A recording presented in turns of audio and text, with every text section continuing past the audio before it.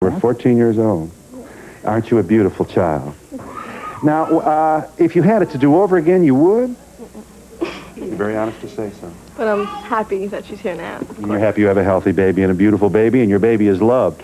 How are you supporting this baby? I live with my mother. You do? Yeah. Good old mom, huh? Yeah, I'm sorry? It's not, you know, you try. Not perfect. It's not perfect, but if it happens, it happens. Yeah. On our stage, we have also Tina.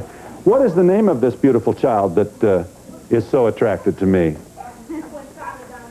I'm sorry? Quintana Dominique. Boy, did your mama give you a pretty name. Quintana Dominique. Let me tell you who's, you're a good baby, too. Do we have a changing table here today? We better. Anna Maria DeVries joins us. You're 17, Anna Maria, and you are 7 months pregnant. You've also had your share of indignity here recently. You were crowned high school May Day Queen in Dayton, Oregon. Right. Now, part of the responsibilities of the May Day Queen is to visit a grammar school, an elementary school. So you were the May Day Queen, but they were real upset about the possibility of you visiting a elementary school. They felt that young people in that small, K through 6, should not see a young woman like yourself at your age, 17, in this condition. I will not tell a lie, Anna Maria. I am sure, incidentally, is the father of your child in your life? Yes, yes. Is marriage planned? Later, yeah. Later. Not right now. Are you doing prenatal class and all that good thing? No. I will be. You will be. Will he be going with you? Yes. Will he be with you when your baby's born? Mm-hmm. You look like you're not sure. Yeah, he will be. He will be. How old is the father of your baby? 17. Uh-huh. You must understand why they didn't want you to go to the elementary school, huh? Yeah, but they're just hiding the facts from the kids. They don't tell them anything. There's no sex education classes anywhere. Is that why you're pregnant, you think? Because you certainly can't claim to not know, huh, Anna Marie? No, I can't say that.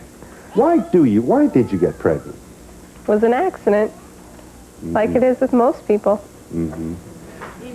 Carla Jenkins is next to you. Carla is 18. You're 8 months pregnant, Carla? Yes. And you got married, didn't you? Yes. So obviously the father of your child is determined to raise this baby and to love you, and you have lots of high hopes for the future, do you? Yes, we both do.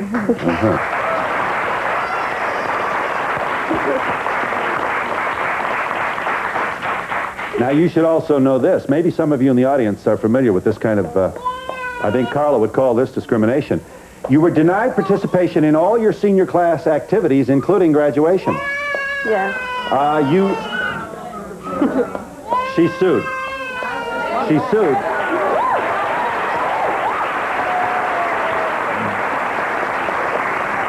But you lost. She lost the suit.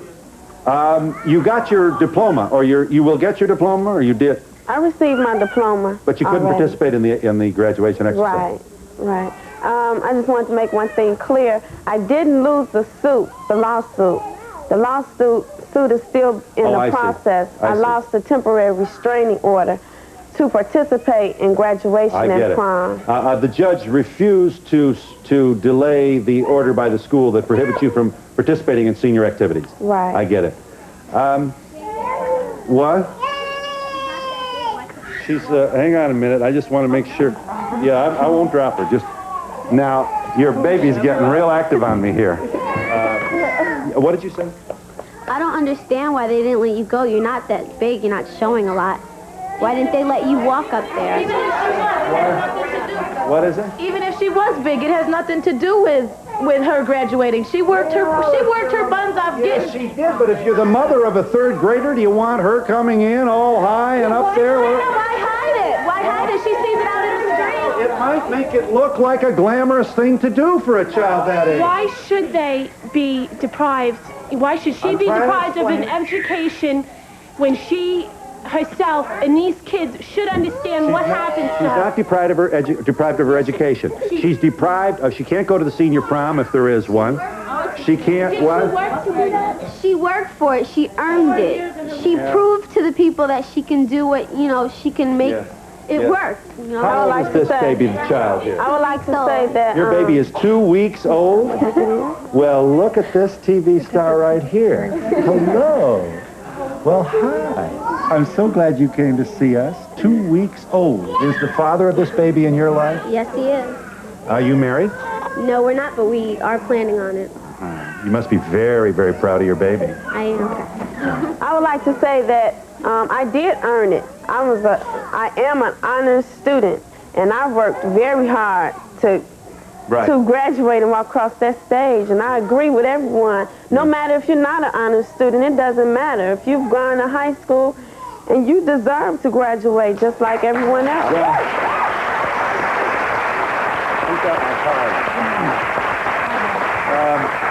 Let's make this point. What is the high school, Carla? The high school is Unity Catholic High School, located in Chicago. Let us, for the sake of the school, they're entitled to have the record show that you will graduate. They're not denying you a diploma. Right. You are being denied, however, the normal social activities that accompany Right. And they took me out of school. They didn't let me go to school any longer. They made me do my homework at home. Yeah. I just wanted to say that I was 18 years old and had a 3-year-old at home. I was 3 months pregnant and walked across the stage to receive my diploma.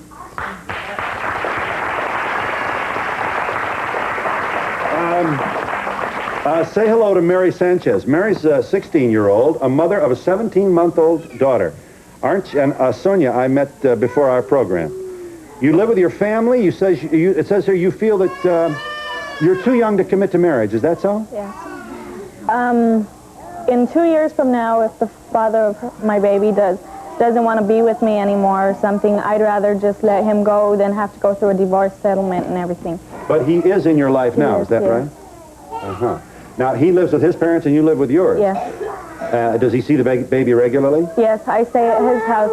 Me and Sonia stay at his house during the weekend. Uh-huh. So you have a family life, so to speak, on the weekend? Yes. Mom, Dad, and this beautiful child? Yes. What is the name of this school in Albuquerque? New Futures.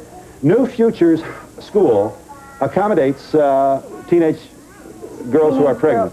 Yes, and there's some 6th graders that's 11 years old that go to New Futures with children. And they couldn't, it was a school for pregnant girls, so they couldn't deprive 6th graders or 7th graders, you know, the right to go to that school. So they made it a bigger school for younger people. Geraldine Grandison is also here. You're 19. Yeah. Geraldine, and you have a 3-year-old son. You're president of an organization. You're from Baltimore, Maryland. Yeah. So you were pregnant at 16. You had your baby at 16. Yeah. You have formed an organization. Now just stay with us for a second and then we can all chat about this. Geraldine has formed an organization titled Stop Teenage Pregnancy. Yeah. Tell us what made you political. Well, Stop Teenage Pregnancy is a group that has been formed by teenage parents for girls and boys who are younger than us, who didn't receive the communication that we received. Young people don't get talked to. That's the main reason why many of us got pregnant, because of a lack of communication. Nobody can say sex in school, and your parents can't even say the word sex without blushing. So we felt like because we've gone through the experience, which was not a fun and easy experience, we don't want younger people to make the same mistakes that we have made, and we're teaching them how not to. We're relating to them. We're relating our experiences to them. Tell us why you think it was a mistake, Geraldine. Well, it was a mistake because I was 16 years old in the 11th grade, where I was not ready to take care of a child. I was not financially, mentally, physically able to be a parent for a child. You must understand that, do you not, Ms. Sanchez? Don't you share some of her feelings? Yes, I do. And does not New Future School encourage young women like yourself who have a baby not to have another one immediately? Yes, but most do. Most do? Well, not most, but a lot of them do, because they've had one before and some don't learn the responsibility right away. We have some numbers to show our audience, which we'll do that in a moment. It is astounding the remarkably high percentage of young women like yourself who have a baby and then have another baby. What? I'm telling you. Is there anybody here with more than one baby? You do have more than one baby. How many babies? I have 2. Is this your older or younger child? My oldest. He's going to be 2 in September. Right. How old are you? 19. Is the father of your baby in your life? Yes. Yes. You're married? No. You're not married. Well, we've been living together for 4 years. I see. You're not on welfare? You're able to make this, are you? Yes. If you had it to do over again, I assume you wouldn't. What? Wouldn't have any? Baby.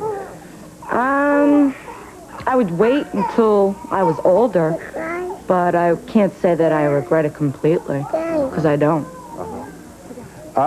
Would you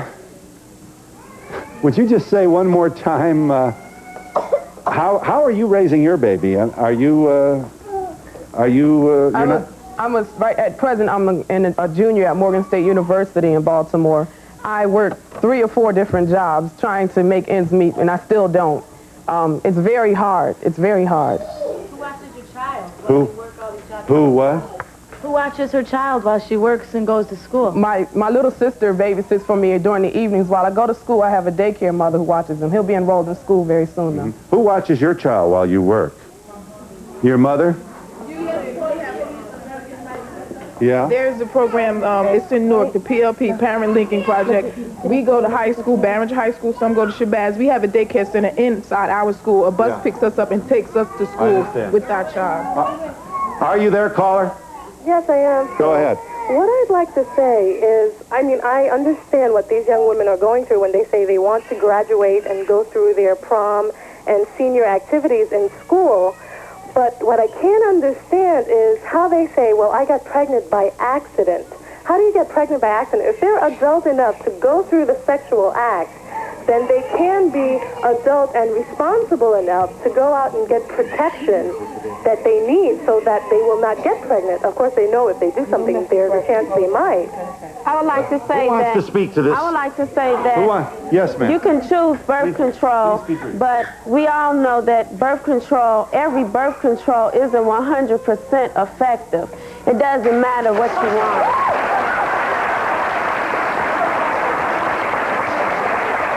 Now, wait a minute. You're not arguing that you got pregnant because you were on birth control that didn't work. But that's not the point. The major thing that she's not realizing, like I said, the adults and teachers and these persons who are running society tells us one thing: don't get pregnant, keeps everything hidden behind us. We're afraid to go get birth control. We don't even know what's happening to our bodies, and they don't want to tell us. Then on the other hand, when we turn around and get pregnant, they try to condemn us. Yeah.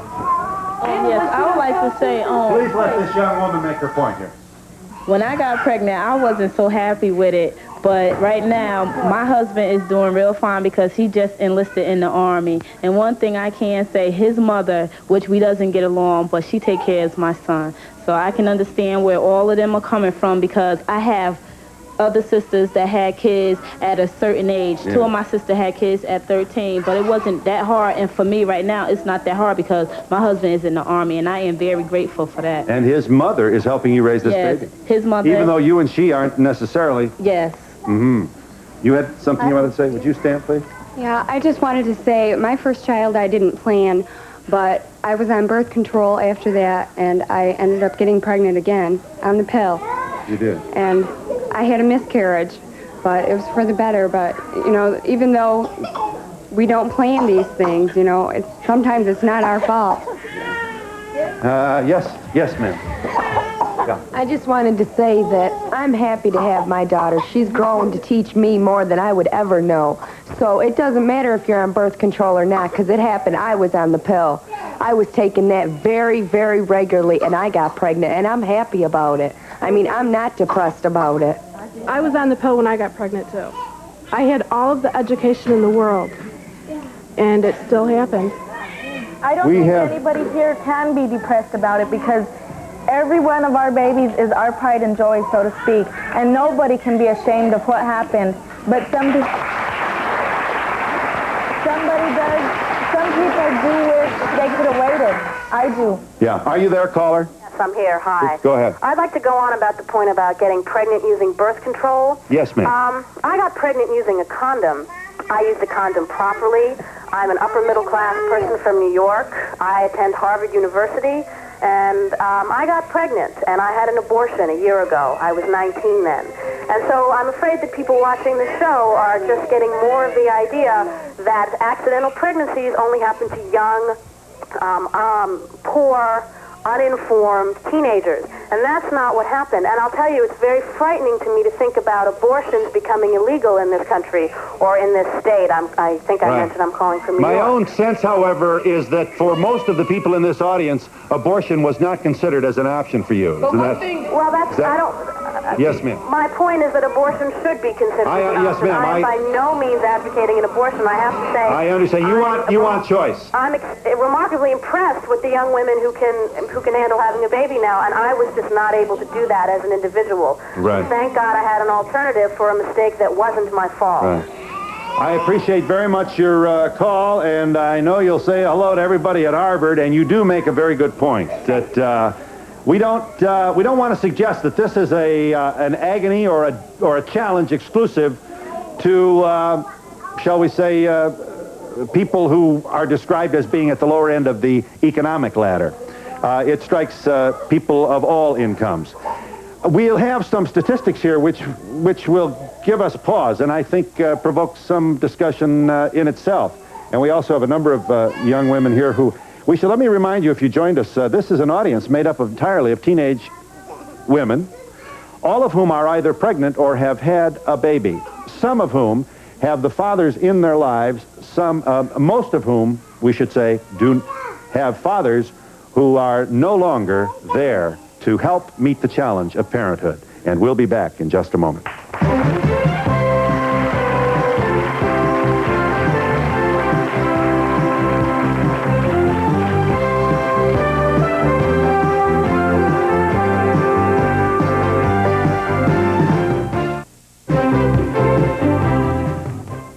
Well, here's how we are behaving in the United States of America in the year of our Lord, 1985, 3 years ago. Here are the stats for under 20 pregnancies and births. Show them number 11. Look at this. In 1985, we had married women under 20 had 177,000 babies, white women, and unmarried white women under 20 had 145,000 babies. We have almost reached, in terms of teenage pregnancy in the white community, a 50-50 split between those who are married and those who are not. Now comes the drama. And next slide. Now, sitting around the table are all these eggheads trying to figure this out. What is the consequence of this? And who should presume to offer counsel on these statistics? Black married women under 20 gave birth to about 14,000 babies in 1985, as opposed to 126,000 babies born to unmarried black women under the age of 20. Hispanic, married, under 20, 29,000 babies born. Unmarried, 31. Total births among the Hispanic community, 61,000 in 1985. Why is this so? Why is unmarried pregnancy such a common feature in the black community? Looking at that statistic, who wants to offer something? Yes, ma'am. Looking at that statistic, we must keep in mind how many young black women are able to afford abortions as opposed to how many young white girls are able to afford abortions. That is a major factor with that statistic. Anyone else? Anyone else? Yes, ma'am. Welfare wasn't paying for abortions back in 1985. Anybody want to speak to this? Yes. Not in maybe in New York, but not in many other states. Over here, please. I want to speak on the abortion. I totally disagree with abortion. Why? Because some teenage mothers use it, they abuse it. Some of them had miscarriage, they have had kids, then they turn around, have an abortion, and end up pregnant again. Then some of them use that as a birth control method, and I feel it's wrong. First of all, if any... Please, there's other people who want to speak. Go ahead. First of all, I have one last thing to say. If anybody know about church or whatever, it tell you thou shalt not kill, and it's a life, whether from 1 week, 1 day, or whatever. Once that sperm and that egg meets, that's fertilization right there. girls who get pregnant, keep getting pregnant just to get on the state to get more money, and what they use it on drugs. Yes, ma'am. Yes. Yes. Well, I feel that if someone has an abortion, I think that is their own problem. I think that is their own personal problem. Yes, it's not none of our business what we do with our bodies. It's how I feel about abortions. Yeah. But one thing you have to realize is that the taxpayers are the ones taxpayers are giving us this field because they're paying for our abortions in many cases. So it's really, if you have an abortion, you're underage, you can't pay for it. It's other people's business too. Well, I feel that a person should have a right. Some situations when girls have abortions, it's necessary. They know they cannot take care of that child. And if you're going to bring a child in the world, you should be able to take care. I feel if they don't have the love to give to it, then they should. To me, it's necessary. Yes, yes, Don. Yes. I had a friend. Please let this young woman speak. I had a friend who was pregnant 4 times. Twice she had miscarriages, twice she had abortions. She was forced into those abortions. She was? By her mother. She was only 15. I feel that if a woman gets pregnant and she cannot take care of the baby, she should give it up for adoption. My mother is the director of a pregnancy crisis center, and she has girls come in every day, and they watch films of abortions, and it's killing a baby. You've had a baby? No, I have not. Oh, you haven't? But I've been in a relationship for 8 months, and I have experienced a lot of peer pressure, and I'm only in the 9th grade. What's the peer pressure? Pressure to do what? Sexual activity. I disagree with her. If you have a baby, if you get pregnant and you carry that baby for 9 months, give birth to it. Yeah. Why give it up? Why give it up? That hurts you. How could you kill it? It's a human life. She agrees, but she doesn't understand how you could give it up for adoption. Well, then if you're going to go and have sex and do this, and how can you just give up that baby? I mean, you can't give it up. You can't just kill it. Kill it. You know what they do to those babies? They tear them limb by limb, and it's killing them. You want in there? A lot of people give up. I don't know what I'm talking for. I feel that if they are responsible enough to go out there and have sex and get pregnant, I think they should keep the baby instead of going and getting an abortion. A lot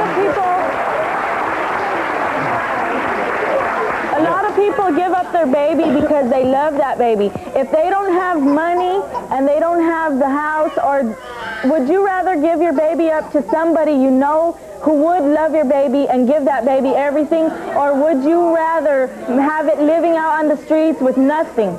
Yeah. They do that because they love that baby, and I don't.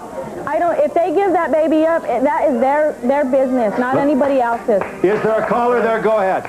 Yes, Bill. By the way, I love your show. Great show. Thank you. My question is, I've been sitting here listening to a number of these girls say that they used birth control and that it wasn't their fault. Even the Harvard student, it wasn't her fault. My question is, whose fault is it? I mean, these are teenagers. Yeah. Whose fault is it, this caller asks? All right, let me get... Yeah, you want to speak to this? Yeah. It can't be nobody's fault. If you order birth control, how could it be anybody's fault? You're trying to protect yourself. So if you're protecting yourself, how could it be anybody's fault? And to people out there, you want to speak to the whose fault is it? It should be the father's fault, you know. No, it shouldn't be the father's fault? If the mother and the father are both willing to have sex, it should be both their fault.